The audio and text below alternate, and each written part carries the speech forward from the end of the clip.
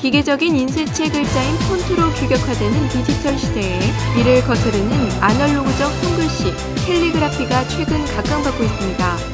글자에 꽃이 피기 시작한다. 한글, 시간에 말을 걸다. 때로는 화사하게, 때로는 수줍게, 부드럽게 또는 거칠게. 그 표정만 해도 천변만합니다. 글자에 감정과 표정을 불어넣는 캘리그라피. 글자를 아름답게 꾸미는 기술을 뜻하는 말로 그 글자가 갖고 있는 고유의 이미지를 극대화하고 쓰여지는 상황과 꼭 맞는 글꼴을 찾아내는 것이 핵심이죠. 최근 큰 인기를 모으고 있는 KBS 드라마 대왕세종, 엄마가 뿔났다에 이르기까지 이미 우리 주변에서 쉽게 만났던 바로 그 글씨체의 주인공, 캘리그래퍼 강병인 선생님을 만났습니다. 이곳이 바로 작업실 술통입니다. 젊음의 거리 홍대에 자리 잡고 있는 아담한 사무실. 문을 열고 들어서자 은은한 먹향이 풍겨져 나왔는데요. 캘리그래퍼 영묵 강병인 선생님을 소개합니다. 나에 대해서 영묵호라는 이름을 짓게 되신 계기라든가 네. 영원히 먹과 함께 살고 싶다, 그런 의미를 중학교 때 생각을 하고, 그래서 영묵이란 호를 지었습니다. 스스로 영원할 영자 먹묵자 써서. 서예를 아주 잘하는 것은 아니었지만 너무 이 서예가 참 좋았어요. 그리고 이제 디자인 계통의 일을 하면서 서예와 디자인을 좀 잘 접목하면 뭐 제품이라든지 뭐 책이라든지 로고가 필요하잖아요, 그죠? 근데 그것이 이제 너무 지나치게 기계적이고 컴퓨터에서 나오는 그런 것은 감성이 없잖아요. 뭔가 손으로 또는 붓글씨로 쓰면 그 제품의 특징을 좀 잘 살려낼 수 있겠다, 그런 생각을 늘 했었어요. 그래서 처음에는 이제 그 인식 자체가 글씨를 돈을 주고 사용한다든지 그런 인식이 부족할 때여서 나름대로 좀 어려움이 좀 많았었고요.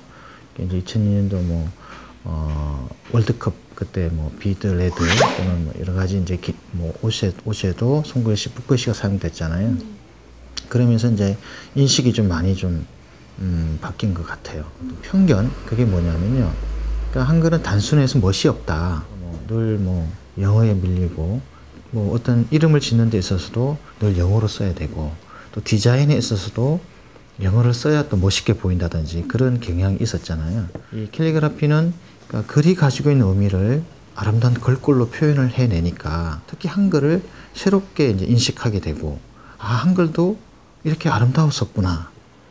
그런 점이 여기서 잠깐. 그렇다면 캘리그래피에 대한 시민분들의 반응은 어떨지, 일반적으로 흔히 사용하는 컴퓨터 인쇄체 폰트와 손글씨 캘리그래피의 선호도를 조사한 결과 힘이 있고 좀 생동감이 있어 보여. 이거는 좀 뭔가 좀 딱딱한 느낌이 드는데 네. 아주 편안하고 자연스럽다는 얘기죠.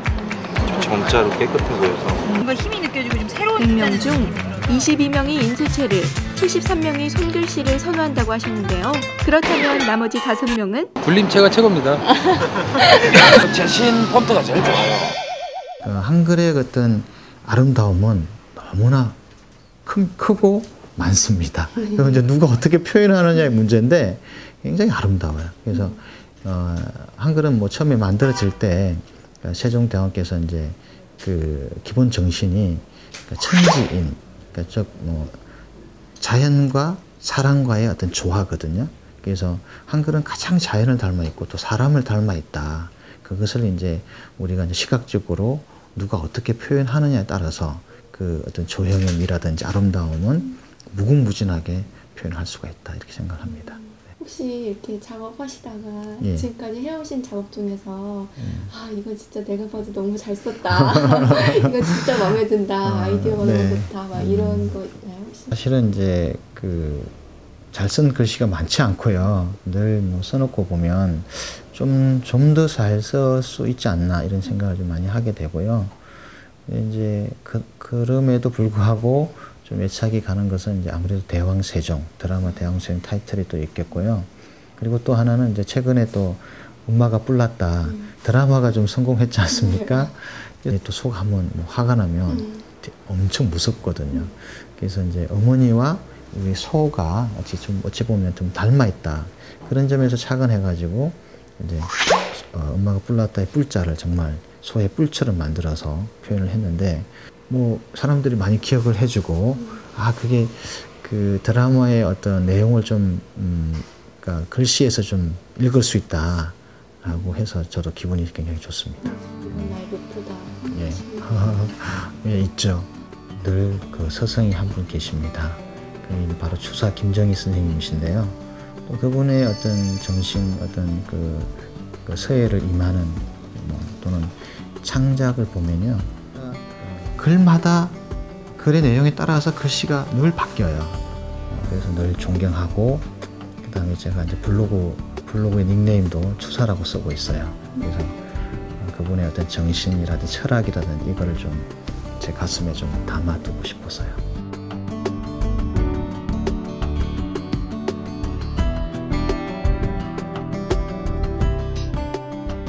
이번에 두 번째 전시죠. 네. 어떻게 기획된 건가요? 자유롭게 해서 그걸 전시를 한번 해보자. 그래서 글씨는 내가 써줄 테니, 작년에는 이제 책이 컨셉이었고 올해는 이제 한글과 달력이라는 것을 컨셉으로 해서 저와 디자이너 6명이 이제 참여를 하게 됐고, 우리 글을 아름답게 써오신 문인들의 어떤 좋은 글을 받아서 그것을 이제 디자인은 디자인 나름대로 해석을 하고, 저는 또 글씨를 쓰기 때문에 나름대로 해석을 해서 이제 디자인과 캘리그라피와 어떤 글과의 어우러짐. 예를 들면 봄 같은 경우에도 그 비읍자의 모양을 꽃이 피어나는 봉우리로 이렇게 표현이 가능합니다. 모음 오자 같은 경우에는 나뭇가지가 되고요. 받침 미음은 또 화분이 될 수가 있는 거죠.